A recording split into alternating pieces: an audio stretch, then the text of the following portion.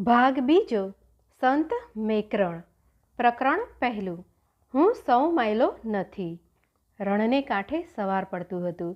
ઉડી ઉડીને થાકેલી રેત હજુ જાણે કે પડી હાંફતી હતી.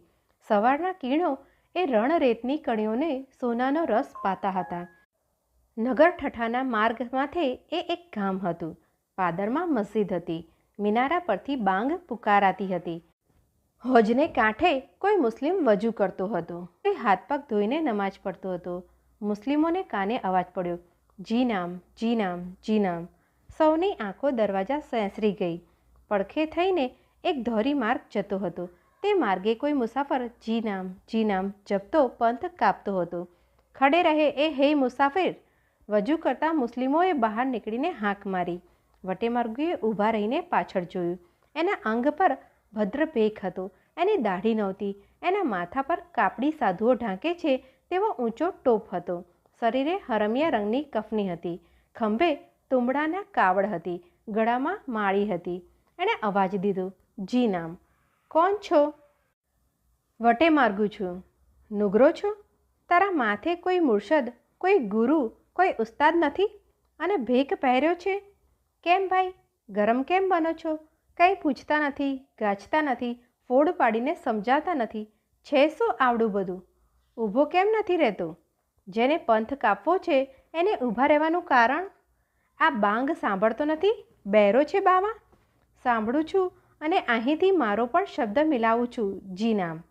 એ શબ્દ ન મિલાવાય ને હિન્દુ મુસલમીનના હર કોઈ ભેખધારીએ આ જાતનો અવાજ સાંભળીને ઊભા રહી અદબ કરવી જોઈએ. એવો રિવાજ છે? રિવાજ જ નહીં, ફરજ છે. એવી ફરજ સૌને પાડો છો? બેશક. અત્યારે હું એ સૌ માયલો નથી. મુસાફર સાધુએ રમૂજ અને તુચકારાથી મોં મલકાવ્યું. તું શું ટીલું લાવે છે? કહેતા મુસલમાનો મુસાફરની નજીક ગયા. ત્યારે તમારી આ બાંગ શું ટીલું લાવી છે? પ્રવાસીએ વિશેષ મોઢું મલકાવ્યું.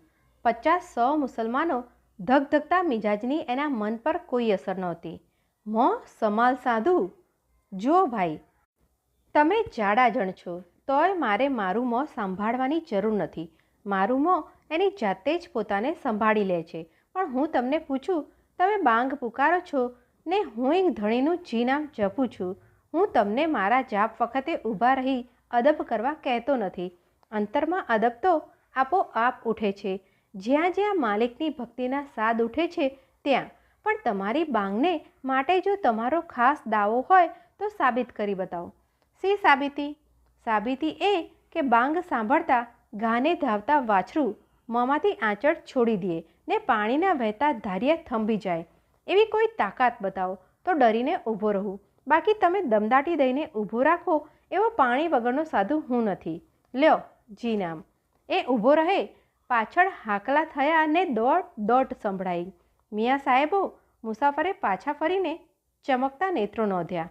એમ ગામડે ગામડે બાંગો સાંભળીને અટકતો જાઉં તો મેં નાની હિંગળા જ કબ પોગું? આશાપરાનો મઠ હજી વેગળો છે. એકલો નીકળ્યો છું તે સમજીને નીકળ્યો છું. આ ભેખ ભાળો છો ને એ તો મારો પોશાક છે. મારા કાંડા છે ભટી રજપૂતના. તારું નામ? જવાબમાં સાધુ લલકારી ઉઠ્યો. ગામ ખોંભડી, ગરુ ગાંગોજી, ભટિયા કુડરા ભાણ હુઆ, નિર્ણલે નરખો હેતે હરખો, સતગુરુ કા મેં પંચા લિયા.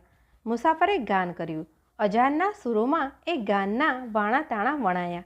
કોણ મેકણ કાપડી તે નહીં? એક બુઢ્ઢા સંધીએ નામ પીછાન્યું. મેકણ નહીં, મેકો.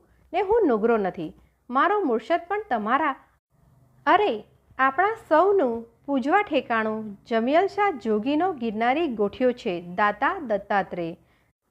દાતા મેરે દત્તાતરી ને મેકો મંગણહાર. જાવ જાવ બાપુ. જૈફ મુસ્લિમે બીજા સર્વની સામે ઇશારત કરી કે ચૂપ રહો. ઊભા રહો. સાંભળતા જાઓ. એમ કહીને મુસાફરે બુલંદ ગળે ચાપખો માર્યો. હું તો તમને અમને બહુને સંભળાવું છું. ઠાકર તે ઠુકાયો, મુલ્લા ડેની તે બાંગ, ઉન માલક જે ગરજો છે નકો તાંગ. ઠાકર મંદિરમાં આરતી ઠોકાય છે અને મસ્જિદમાં મુલ્લા બાંગ દઈ બોલાવે છે, પણ એ માલિકના ઘરનો તમને ક્યાંય પત્તો નથી મળતો. અને વળી ઊંચો થીએ નીચો થીએ હત દો કિયા હી, ફોકી ધોઈ ફૂટરો થયો, અલા મિલેન્દો ઈ. એમ અલ્લાહ મળશે?